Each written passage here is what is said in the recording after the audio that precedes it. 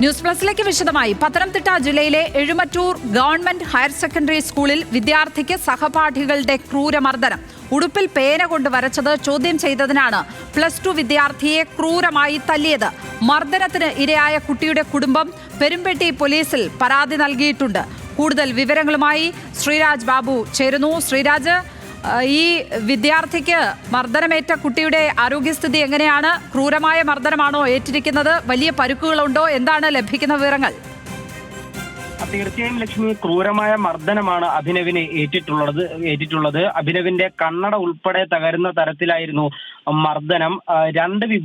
രണ്ട് വിഭാഗം ക്ലാസ്സുകളിലാണ് ഈ കുട്ടികളുള്ളത്. അതായത് അഭിനവ് സയൻസ് ബാച്ചും അഭിനവിനെ മർദ്ദിച്ച വിദ്യാർത്ഥികൾ ഹ്യൂമാനിറ്റീസ് ബാച്ചിലുമാണ്. പക്ഷേ ഇരുവരുടെയും ഇംഗ്ലീഷ് ക്ലാസ് നടക്കുന്നത് ഒരേ സമയത്താണ്, ഒരേ ക്ലാസ്സിലാണ് നടക്കുന്നത്. ആ ഇംഗ്ലീഷ് ക്ലാസിന്റെ സമയത്തായിരുന്നു അഭിനവിന്റെ യൂണിഫോമിന്റെ പിന്നിൽ ഈ മറ്റു കുട്ടികൾ, ഹ്യൂമാനിറ്റീസ് ബാച്ചിലെ കുട്ടികൾ പേന കൊണ്ട് വരയ്ക്കുകയും അഭിനവ് ഇത് ചോദ്യം ചെയ്യുകയും ചെയ്യുന്നത്. തുടർന്ന് 3 മണിക്കുള്ള ഇന്റർവെല്ലിന് അഭിനവിനെ ഈ കുട്ടികൾ, ഹ്യൂമാനിറ്റീസിലെ ഈ വിദ്യാർത്ഥികൾ കൂട്ടിക്കൊണ്ടു പോവുകയും ആളൊഴിഞ്ഞ ഭാഗത്ത് വെച്ച് ക്രൂരമായി മർദ്ദിക്കുകയും ചെയ്തു എന്നാണ് അഭിനവിന്റെ പരാതി.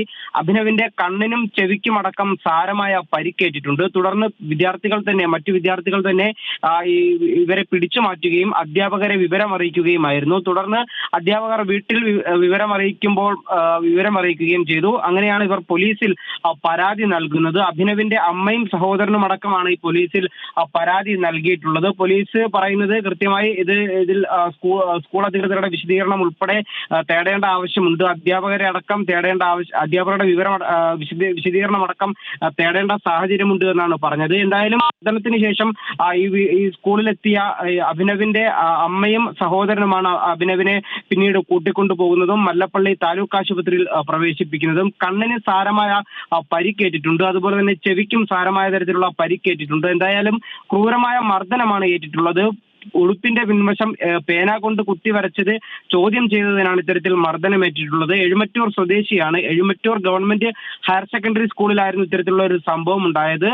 എന്തായാലും പോലീസ് പറയുന്നത് അധ്യാപകരുടെ വിശദീകരണം തേടണമെന്നാണ്. സ്കൂൾ അധികൃതർ പറയുന്നത് ഈ മർദ്ദിച്ച വിദ്യാർത്ഥികൾക്കെതിരെ കൃത്യമായ നടപടിയെടുക്കുമെന്നാണ് നിലവിൽ അറിയിച്ചിട്ടുള്ളത്. ലക്ഷ്മി, തീർച്ചയായും ആ കുട്ടിക്ക് ക്രൂരമായ മർദ്ദനം തന്നെയാണ് ഏറ്റിരിക്കുന്നത്. ദൃശ്യങ്ങളിൽ അത് വ്യക്തമാണ്.